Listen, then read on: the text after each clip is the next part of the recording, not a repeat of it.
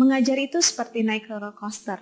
Kita sering terkaget-kaget tiba-tiba oleh hal yang datang tiba-tiba juga. Termasuk datangnya COVID-19 ini. Kita tiba-tiba akrab dengan pembelajaran daring. Padahal salah satu murid saya pernah bilang, bagaimana bisa daring? Membuka Instagram dari kelas saja susah, apalagi dari rumah yang sinyalnya kadang hilang, kadang muncul. Bahkan beberapa guru pun mulai kebingungan dengan teknologi yang harus dipakai. Mereka berkata, saya bisanya cuma WA. Ya sudah deh, saya akan memberikan materi, kemudian memberikan tugas saja. Dan ini diamini oleh sebagian besar guru di sekolah.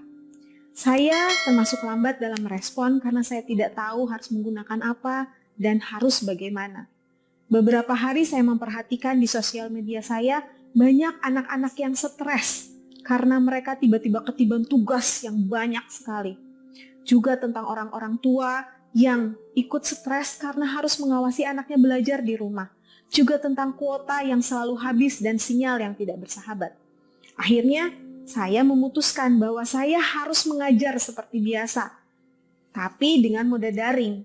Kemudian saya masuk ke dalam grup WhatsApp kelas, saya sapa anak-anak saya di sana, saya menerangkan, saya memberikan pelatihan, mereka mengerjakan LKS seperti yang saya perintahkan, dan kemudian saya panggil beberapa anak untuk membahasnya.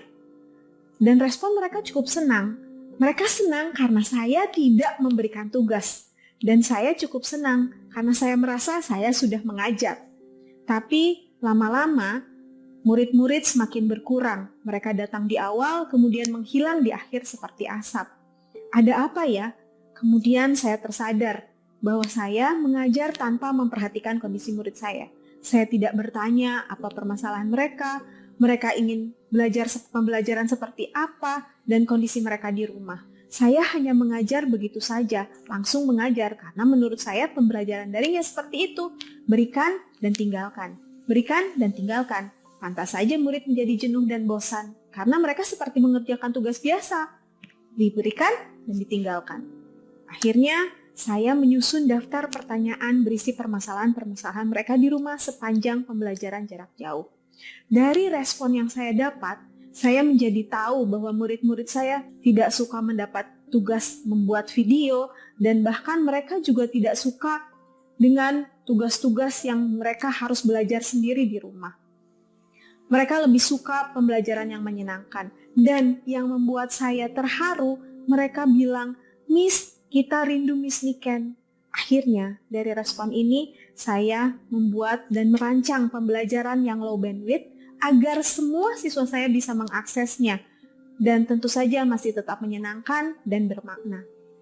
Saya masih tetap mempergunakan WhatsApp Group, tapi saya berusaha memakainya dengan cara belajar untuk memaksimalkannya. Saya belajar dari jurnal, saya belajar dari internet, dan saya juga bertanya pada rekan-rekan guru yang lain, hingga saya benar-benar bisa memakai WhatsApp ini untuk mengajar. Banyak sekali yang bisa saya lakukan dengan WhatsApp ini. Contohnya, saya bisa mengetahui perasaan murid saya di awal pembelajaran dengan cara emoticon yang mereka kirimkan, sekaligus mengetahui kehadiran mereka. Kemudian saya juga bisa mengajar mempergunakan video saya sendiri, kemudian saya bisa merekam suara saya, dan kita berdiskusi tentang materi. Dan uniknya lagi, di tengah-tengah kita tetap bisa melakukan ice breaking dengan cara menebak judul lagu, nama kota, atau judul film dengan mempergunakan emoticon. Dan saya juga masih bisa melakukan diskusi kelompok dalam kelompok-kelompok kecil. Saya membagi mereka ke dalam kelompok kecil dan mereka berdiskusi di sana. Dan saya masuk di dalamnya untuk memantau. Dan hasilnya luar biasa sekali. Anak-anak senang sampai mereka melupakan waktu. Kemudian saya juga bisa memakai WhatsApp ini digabung dengan permainan. Seperti permainan scavenger hunt, yaitu permainan yang membuat anak-anak berkeliaran di rumah, kemudian mereka mencari barang-barang dan berfoto selfie. Padahal sebenarnya mereka sedang belajar grammar. Salah satu murid saya bahkan pernah bilang, ini pembelajaran daring. Kok seperti pembelajaran biasa, seru banget. Saya mau kalau seperti ini tiap minggu. Dan untuk penilaian, saya pun masih bisa berkolaborasi dengan guru lain. Contohnya, guru kewirausahaan. Kita membuat proyek bersama yang berdasarkan bakat, minat, dan hobi anak-anak itu. Dan hasil dari pembelajaran ini sungguh luar biasa. Mereka tidak bosan karena pembelajaran berlangsung interaktif. Tentu saja jumlah yang membolos semakin berkurang. Dan yang membuat saya meleleh lagi, di akhir saya sering sekali mendapat pesan yang seperti contohnya, "Miss, pembelajarannya seru sekali, minggu depan lagi ya." Atau, "Miss, terima kasih ya, saya jadi ngerti materinya padahal saya tidak merasa saya sedang belajar." Nah, rekan-rekan guru sekalian, teknologi itu bukanlah segalanya. Semua tergantung bagaimana cara kita mempergunakannya dan untuk apa kita menerapkannya. Yang paling tahu murid kita sendiri adalah kita, para guru. Be creative, be motivated. Pada akhirnya, pembelajaran jarak jauh itu bukanlah tentang teknologi, tapi tentang kita, para guru. Salam guru belajar, ayo belajar bersama.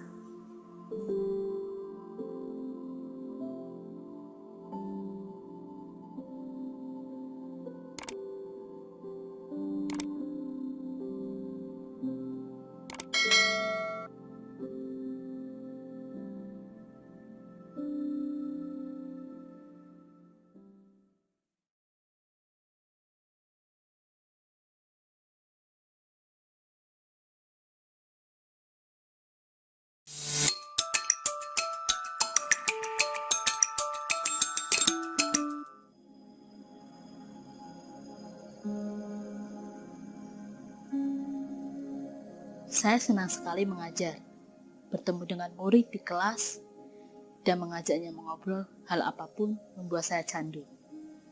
Namun, pandemi datang menghancurkan segalanya.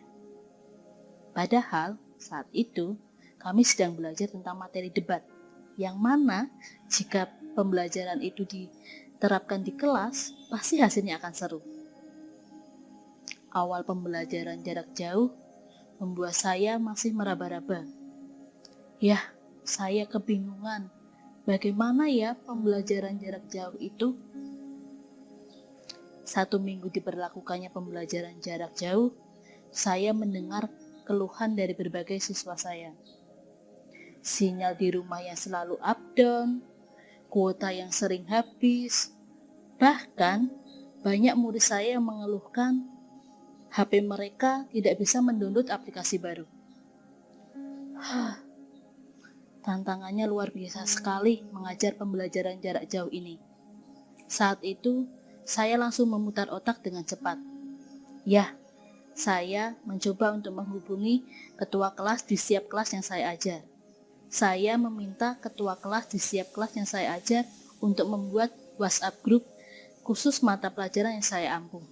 Setelah dibuat WhatsApp group, saya mengajak ngobrol dengan murid saya mengenai keluhan mereka tentang pembelajaran jarak jauh ini. "Bu Dina, saya stres, Bu. Banyak tugas tiap hari. Bu Dina, sinyal di rumah saya up down, Bu. Bu Dina, HP saya udah tidak bisa untuk download aplikasi baru." Ya, begitulah yang dikeluhkan oleh murid saya. Akhirnya, saya membuat kesepakatan belajar dengan murid saya. Kami menyepakati melakukan pembelajaran jarak jauh ini menggunakan WhatsApp group. Dan murid-murid saya menginginkan pembelajaran jarak jauh ini tidak hanya sekedar diberi materi kemudian diberikan tugas. Ini tantangan yang luar biasa buat saya. Bagaimana mengajar jarak jauh dengan tetap menyenangkan dan bermakna. Setelah saya mengetahui kondisi murid, akhirnya saya jadi lebih semangat untuk mengajar. Ya, saya memulai pembelajaran dengan memahami kondisi murid. Kami memulai belajar tentang materi debat. Saya mengaitkan mata pelajaran debat dengan kondisi saat ini. Tema debat yang saya ambil yaitu tentang seberapa pentingkah social distancing itu diterapkan. Ya, saya mengajak murid-murid saya untuk mengungkapkan pendapatnya dari berbagai sudut pandang mengenai tema tersebut. Seru sekali memang, murid di WhatsApp group semuanya interaktif. Setelah murid belajar mengungkapkan pendapatnya dari berbagai sudut pandang, saya kemudian mengajak murid untuk terlibat langsung dalam suatu proyek.